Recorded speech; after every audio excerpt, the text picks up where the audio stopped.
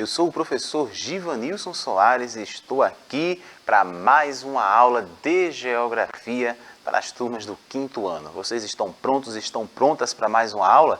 Nessa aula nós iremos conversar sobre o Brasil no mundo.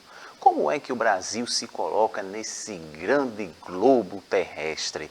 Falando em economia, em produtos, a gente vai tratar um pouco sobre isso nessa aula de hoje. Mas eu não estou sozinho aqui no estúdio não. Vocês estão vendo que está aí no cantinho da tela nossa amiga Késia fazendo a interpretação de Libras dessa aula. Pois é, deixando ela mais acessível para todo mundo que está aqui acompanhando e vai ficar ligadinho, porque nós iremos conversar sobre o nosso país. Mas como o nosso país, historicamente, geograficamente, ele se enquadra no mundo como um todo. Quais as características que são parecidas ou diferentes do nosso país com relação a outros países? Será que ele está sozinho no mundo, está isolado? Ou a economia, tudo que circula aqui está de forma integrada? É sobre isso que nós iremos falar. E vocês sabem que nós vivemos num mundo hoje totalmente globalizado. As economias, já respondendo as respostas, já respondendo as perguntas que eu fiz no início. A economia do nosso país, assim como as dos outros, são integradas. Uma depende da outra. Às vezes, uma coisa que acontece num outro país, num outro continente, faz com que produtos aqui no nosso país fiquem mais caros, por exemplo, o combustível e tantas outras coisas que são interligadas. E aí, com o nosso país não é diferente, funciona assim no mundo inteiro. Quando nós pensamos no Brasil, hoje, pensar no Brasil não é pensar somente no nosso país, é pensar no mundo inteiro. Coisas que nós fazemos aqui que influenciam produtos, cultura, comércio, economia, coisas que nós fazemos aqui que influenciam na economia do mundo, e o que acontece no mundo também influencia o nosso modo de vida, também influencia a nossa economia, a forma como a gente lidar, a forma como a gente trabalha. Mas isso foi sempre assim? Bora ver. O Brasil conseguiu mudar de forma significativa o seu comércio exterior. Fato ocorrido nas últimas décadas. Até os anos 60, o país tinha uma produção restrita à exportação de produtos primários, tais como o café, que no início do século era responsável por 70% de toda a exportação do país. E, posteriormente, produtos ganharam destaque, como cacau, algodão, fumo, açúcar, madeiras, carnes, minérios e tantas outras coisas que foram acontecendo, principalmente ferro e manganês. Mas a gente pensar que o nosso país, no início da sua economia, ele tinha um crescimento exponencial, vocês estão vendo 70%, como eu mostrei aqui no outro, 70% de toda a exportação do país, por exemplo, é no café. Produtos do setor primário. Lembra lá na aula de história, quando a gente falou do período do açúcar, do café, entre outros, eram os principais produtos que eram produzidos aqui no nosso país e exportados, mandados para fora do nosso país. E aí lembra dos setores da economia, o setor primário, secundário e o terciário. Então o nosso país, no seu início, algumas décadas atrás, trazia de forma muito intensa para o mundo o setor econômico primário. Mas será que mudou? Será que as coisas estão assim ainda? E eu trouxe algumas imagens quando a gente pensa nesse setor primário, está ali no início, no comecinho da produção. E aí nós temos outros setores da economia que vão se destacar no nosso país também com o passar do tempo. Mas aí quando a gente pensa no cacau e nos produtos derivados do cacau, como por exemplo, hoje encontramos chocolates, a roupa, e aí nós temos a produção de algodão, que era muito intensa também aqui no nosso país. E aí, claro, fez parte de um processo que foi crescendo, que foi se modernizando. O açúcar, lembra lá do período colonial, dos engenhos, como funcionavam os engenhos, a produção de açúcar, da cana-de-açúcar. Nosso país passou um bom tempo com o açúcar sendo bem preciosíssimo aqui. Então as famílias que tinham aí seus engenhos, que tinham a produção de açúcar, eram tidas como famílias ricas, muito ricas.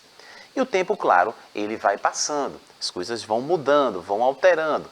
Mas aí, por exemplo, quando a gente pensa lá no descobrimento, a produção, a extração do pau-brasil, e hoje, quando a gente pensa no nosso país, nós temos ainda muitos produtos que são produzidos a partir da madeira, porém a gente encontra também grandes problemas ambientais quando a gente pensa na madeira. A extração de madeira ilegal, por exemplo, em reservas indígenas, é um dos problemas que a gente encontra no nosso país e é um problema antigo. Mas aí isso faz parte de um outro assunto. Mas é só para saber que, apesar do tempo passar, as coisas se modernizarem e ele começar a crescer em outros setores, nós ainda exploramos bastante o setor primário também. Porém, é preciso ter essa exploração de uma forma que não vá agredir o meio ambiente. E aí, claro, nós hoje ainda somos grandes exportadores da carne, né? E claro, quando a gente pensa na carne, se eu estivesse falando aqui para os adultos, seus familiares, as pessoas costumam dizer, nossa, em determinados momentos da economia, em determinados momentos do ano é mais comum dizer assim, a carne está mais cara. Ficou mais cara a carne, ficou mais caro comer carne. Porque essa produção está intimamente ligada à economia também. Então, se algo acontece na economia, vai deixando alguns produtos mais caros, outros mais baratos. A carne é um desses, que é comum a gente ouvir as pessoas dizendo que está cada vez mais caro consumir carne. Então, esse processo, e é quando a gente consome carne, quando a gente compra, a gente está lá no comércio, a gente está lá no terceiro setor da economia, né? Produtos e serviços. E um está interligado aí ao outro. Produção aí de ferro também, que era muito comum há um tempo atrás, foi muito forte nessa economia. Os minérios também, aqui no nosso país, a gente sabe que o nosso país é um país muito rico quando a gente fala em produtos primários, quando a gente fala em natureza. Então isso estava muito intenso também há um tempo atrás. Mas hoje a economia é mais complexa e diversificada, apresentando exportações de produtos industrializados e processados. E aí nós temos calçados, sucos de laranja, tecido, combustíveis, bebidas, alimentos industrializados, caldeiras, armamentos, produtos químicos, veículos de todo tamanho e suas respectivas peças de reposição e até aviões. Então nós temos hoje um país com uma economia bastante diversificada. Aquilo que nós tínhamos ali com grande crescimento, maior parte da economia que era o setor primário, hoje nós temos o nosso Brasil colocando-se no mundo com uma economia muito variada. Então, hoje, quando nós vamos nas lojas, nos shoppings, se você quiser comprar um calçado, você pode ir na loja, essa loja vai ter lá vários calçados, muitos deles produzidos aqui no próprio país. Além disso, além dessa economia que nós temos, a economia formal, essas grandes empresas, essas multinacionais, nós também temos o comércio local, nós também temos os produtores locais. Por exemplo, quando eu penso aqui em Recife, quando eu penso na nossa cidade, tem pequenos produtores também, pessoas que fazem produtos artesanais, como pensando no exemplo aí do sapato que vocês estão vendo, pessoas, por exemplo, que produzem sapatos artesanais, fazem sandálias de couro. Se eu vou mais para o interior do estado, vou lá para Caruaru, por exemplo, nós vamos encontrar um comércio ali também bastante peculiar e principalmente voltado ao turismo, né? As pessoas que vão visitar essas regiões, que vão visitar esses locais afastados ou até em outros estados, a gente vai estar sempre encontrando as grandes empresas, mas também pequenos produtores locais, com suas artes, com sua arte autoral e que também movimenta a economia. E isso é o nosso país. Há muitos anos atrás, toda essa questão do comércio ficava prioritariamente nas mãos, por exemplo, dos senhores de engenhos, das pessoas que detinham todo aquele processo. Mas hoje nós temos pessoas que conseguem sobreviver, que conseguem crescer, que conseguem ter até filiais a partir do momento em que ela começa a empreender também. Então essa é uma possibilidade. muitas pessoas começaram a empreender, principalmente nesse período que nós passamos, que foi o período da pandemia. Então, muita gente acabou se descobrindo ali um empreendedor e foi ali investindo no seu próprio negócio. Também faz parte do processo econômico do nosso país. Então, eu tenho sapatos, eu tenho suco, eu tenho a produção de roupas, tanto a produção do próprio tecido e vai produzir ali a sua roupa. Tem pessoas que vivem hoje vendendo, por exemplo, as roupas que ela mesma produz, mas também cresce também a questão da estampa, de pintura, as pessoas que pintam. Ou seja, cada pessoa vai se identificando dentro de determinada área e vai crescendo. E o nosso país cresce muito nesse sentido também, em outras áreas. Aqui nós também produzimos combustíveis, né? Nós somos grandes aí exportadores do próprio combustível e também, claro, dos automóveis.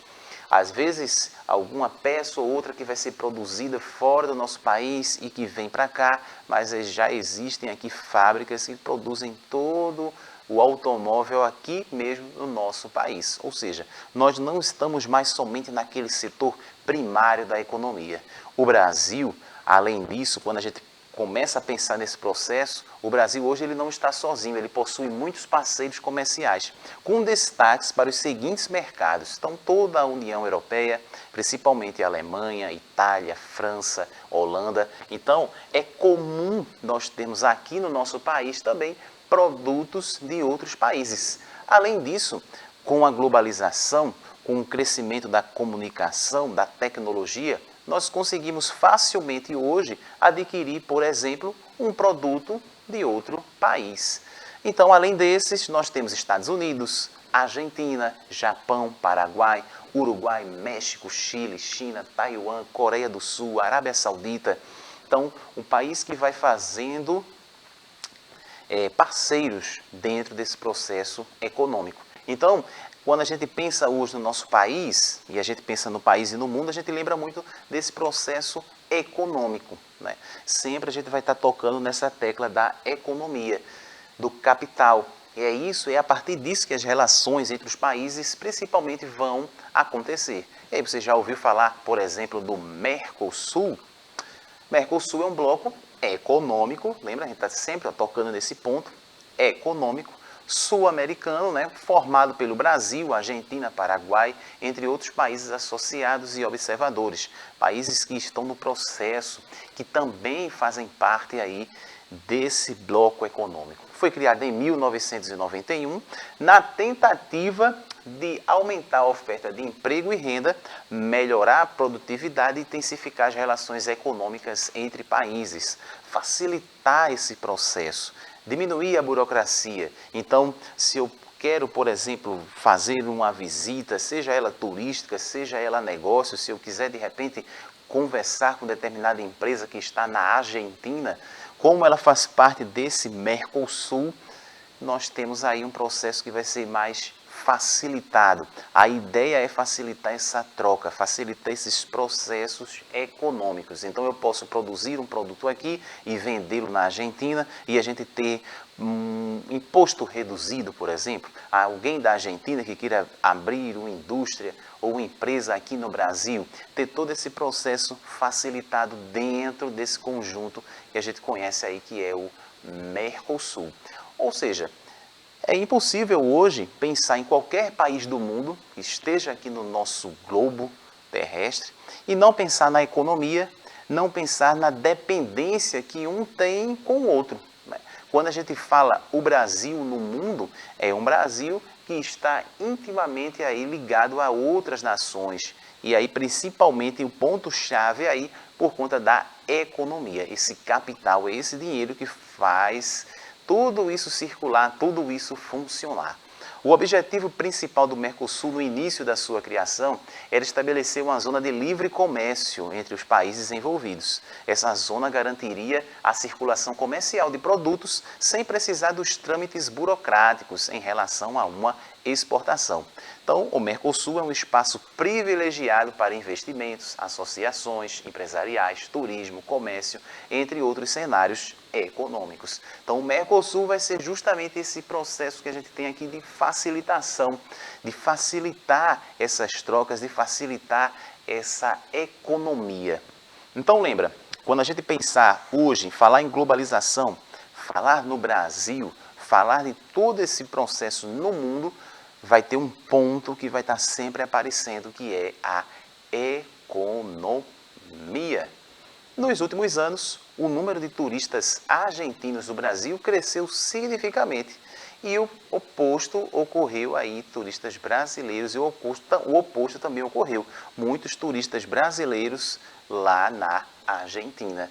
Então, esse processo, quando a gente pensa na economia, mas também um processo que vai estar voltado ao turismo, facilitar a gente sair de um país para o outro, a gente facilitar toda essa circulação de pessoas. E claro, se eu quiser, por exemplo, sair daqui para a Argentina, eu vou ter que seguir alguns passos, mas que vai ser mais simples do que se eu quiser sair daqui para a Espanha, por exemplo, que está lá na Europa. Então, é sobre isso que funciona todo esse conjunto. Os países eles precisam ter essas ligações, ter essas parcerias, porque vai ser importante, vai ser bom para os dois lados. Além disso, várias multinacionais abriram filiais em um país membro para exportar para os demais. Entretanto, caso uma crise ocorra em um dos países, todos são afetados. E aí nós temos os prós e os contras. A parte boa é que esse processo vai ser facilitado. Um vai estar ali junto com o outro. Porém, algo acontecendo num determinado país pode prejudicar também a economia do outro. Então, essa relação é benéfica até determinado ponto, até no momento em que está tudo bem, no momento em que está ocorrendo tudo dentro do planejado. Se sair um pouquinho para um, o outro também acaba se prejudicando. O Brasil é a maior economia do bloco. Então, quando a gente pensa no Mercosul, a maior economia que nós temos é, no momento aí, o do Brasil. A Argentina é a segunda maior economia do Mercosul. Então, são economias que estão interligadas, que são importantes para o Mercosul, mas também importantes para o mundo como um todo, por conta dos produtos, por conta de tudo isso que a gente vai trazendo, que a gente vai levando para o Brasil e não só para o Brasil, para o mundo.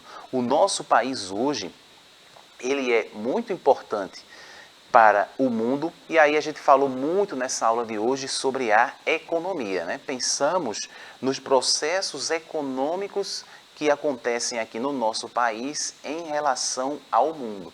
Porém, além da economia, né? Além da economia, quando a gente pensa na economia, eu penso no dinheiro, no capital, mas nós também somos um país muito rico em cultura, que influencia também culturas do mundo inteiro. As pessoas conhecem o nosso país também por um país rico pela natureza, pelo capital, pela economia, mas também pela nossa cultura.